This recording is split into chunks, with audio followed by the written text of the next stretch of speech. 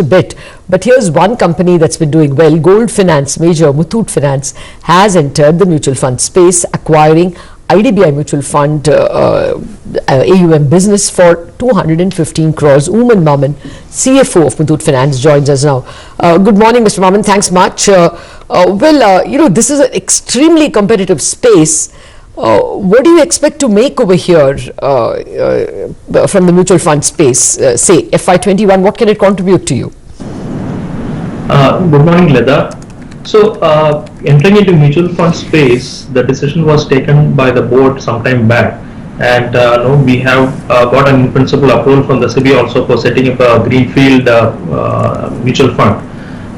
In between, we saw this opportunity. We thought of putting our bid, and finally, we have entered into a definitive agreement.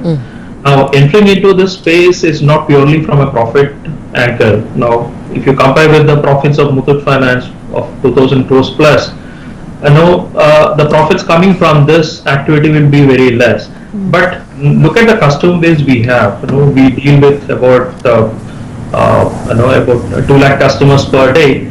Now, these customers, their investment habits are changing, their requirements are changing. So, unless we offer something which is meeting their requirements, probably they may look at other opportunities.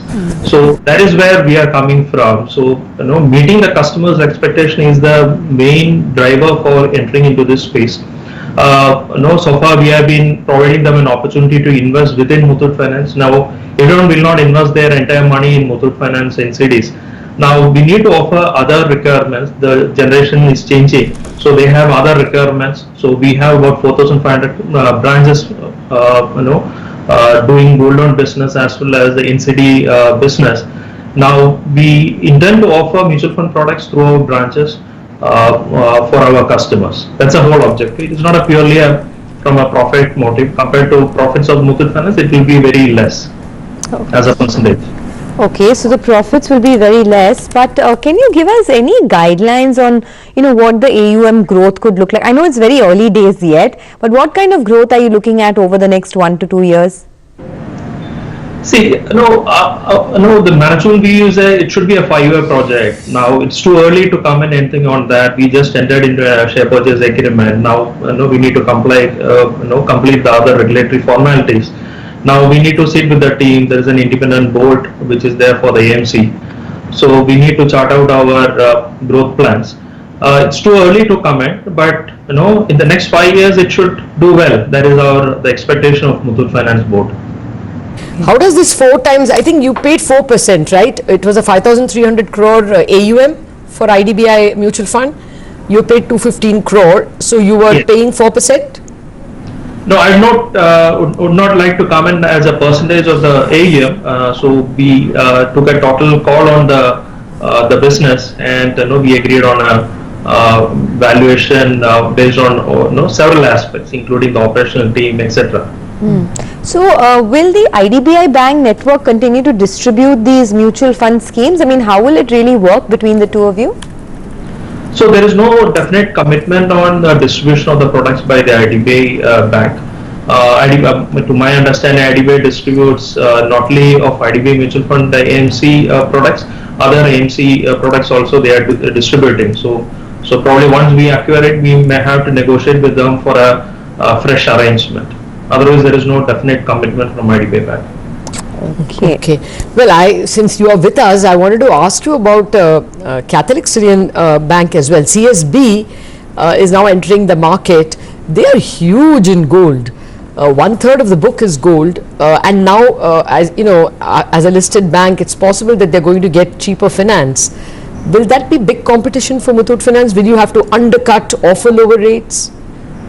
To my understanding, CSB has mostly network in Kerala. Yes. Traditionally, they have been doing business in Kerala because of various reasons, and they have the operational expertise within Kerala. Now, to scale it up, outside Kerala, it becomes a big challenge. Now, whether the bank will go for that kind of volume growth in terms of gold loan business outside Kerala is something which we need to see. Of course, it takes a time, and the more important thing is that it's not the lending rate which is critical for this business. It is mostly the operational expertise. which we find that banks are not able to manage it. Okay. Okay. So, I mean, will it be very competitive as far as the cost of funds are concerned between the mutual fund itself and banks? I mean, are you looking at maybe some losses, or, I don't know, maybe not being as competitive in the first 2 years just so that you can increase penetration? You meant the AMC business? Yes, Yes. for the AMC business. See, currently it is profit making. They have got a decent equity AUM. So certainly that can be a launch pad for us to build additional AUM. We need to equip our branches to build additional volumes. So no, I think it will continue to remain as profit making for some time. Getting larger volumes is something which we need to look at achieving over the next 5 years. Okay. All right, we'll leave it at that. Thank you very much, Mr. Mammen, for joining us with some preliminary observations on how you will take the mutual fund business forward. Muthoot Finance, one of those NBFCs which is not really dependent on getting money from banks, both for gold loans and for AMC business. Maybe we should put up a 1 year of the stock. Not quite the Manappuram variety, but still Muthoot Finance has a very strong performance to speak about for itself. Wow. Okay, so not at all your traditional NBFC. Let's take a look at the financials reported by Muthoot Finance in the past. First, we'll get the interest income up for you. That's a good growth, steady growth performance. And then we come to the profit after tax. Okay, that's the PAT performance. Remember, this is FY19, half year of the current year is also over. That's assets under management that's gone up very steadily. Okay, let's now talk about the market. And well, once again, the market's rewarding those who bought the dips and ignored everything else. 63 points higher now on the Nifty.